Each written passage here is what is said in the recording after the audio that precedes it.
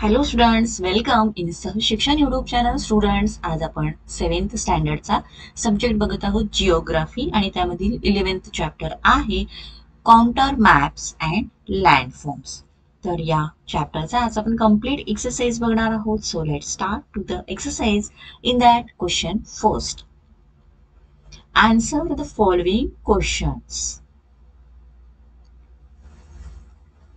Question first. How can the distribution of the height and landforms in a region be shown?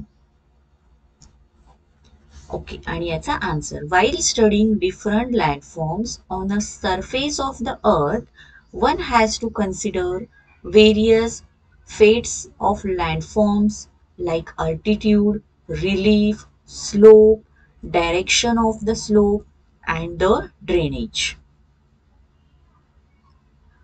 Second point, for these maps, prepared using mathematical survey methods are used. Next, third point, these maps helps us to understand the above characteristics of the landforms.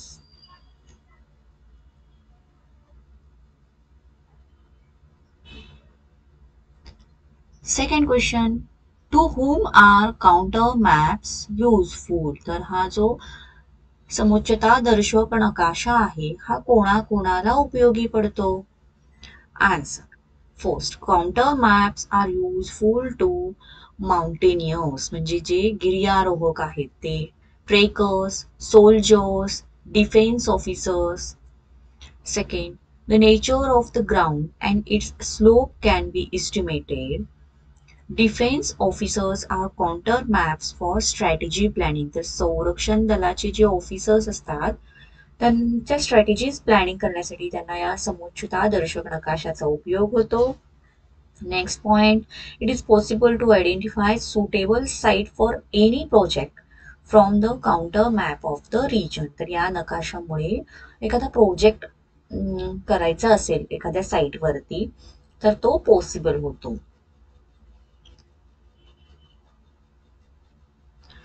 Third, what do you understand by observing counter lines? तर या जे समुच्च दर्शक नकाशामधल्या ज्या रेषा असतात यावरून आपण काय ऑब्झर्व करतो किंवा आपल्याला काय समजतं याच्यामध्ये first point, contour lines are isolines of the heights. Next second point, these are drawn by joining the places of equal altitude. Third, this helps in identification of landforms and their altitude from sea levels. म्हणजे समुद्र सपाटीपासूनची एखाद्या भूरूपाची उंची किती आहे हे समजतं आपल्याला त्यावरून. Next, these lines are also help us to understand the nature and direction of the slope. तर उताराची दिशा कशी आहे हे सुद्धा या काउंटर लाईन्स वरून आपल्याला समजतं.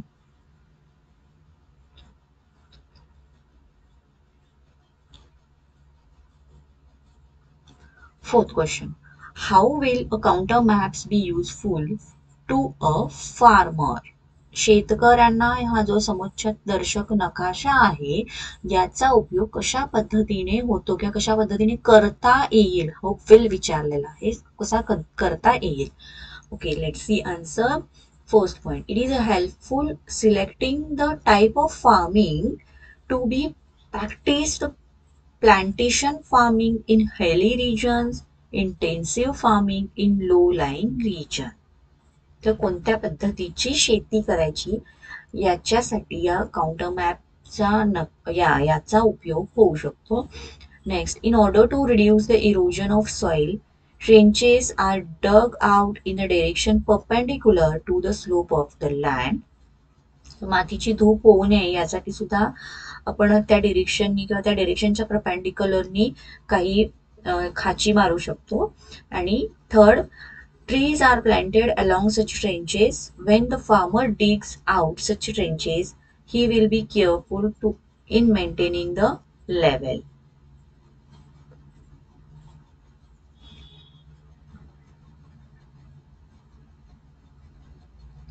स्टुडंट्स, तुम्हाला जर व्हिडिओ आवडत असेल तर व्हिडिओला पटकन लाईक करा. चॅनलवरती नवीन असाल, अजूनही तुम्ही चॅनलला सबस्क्राईब केलं नसेल तर चॅनललाही सबस्क्राईब करून घ्या. Second question, fill in the blanks with appropriate words. यामध्ये first, if the contour lines are closer to each other the slope is. तर त्याच्या रेषा आहेत, त्या रेषा जर जवळ असतील एकमेकाच्या तर तो स्लोप कसा आहे, स्टीप आहे, म्हणजे एकदम उतार आहे. इथे काय येणार, steep. Second, the contour lines on map represents places of same altitude.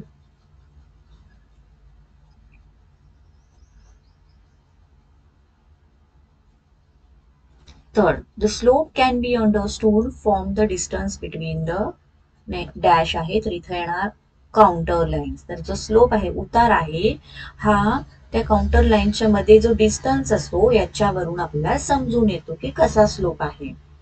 Fourth, if the distance between two counter lines is more, then the dash is a gentle. तर इथं slope is a gentle. Okay, म्हणजेच काय, तर दोन counter लाईन्सच्या मधला distance जास्त आहे का कमी आहे याच्यावर आपण समजतो. If it is more than the slope is gentle.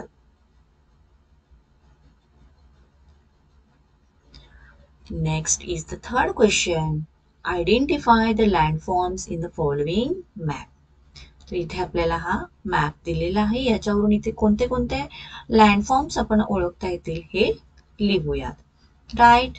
So इकडे बघा answer, plains, mountainous region and peak. म्हणजे एक तर प्लेन्स आहेत म्हणजे सपाट प्रदेश आहेत, देन माउंटेनियस रिजन्स म्हणजे पर्वतीय किंवा डोंगराळ प्रदेश सुद्धा आहेत, आणि शिखर सुद्धा आहेत. ओके, सो इथे आपला हा एक्सरसाइज संपला आहे. तुम्हाला व्हिडिओ आवडला असेल तर व्हिडिओला लाईक करा, व्हिडिओ कसा वाटला हे कमेंट करून कळवा, आणि हा व्हिडिओ तुमच्या मित्रमैत्रिणींना सुद्धा शेअर करा. थँक्यू.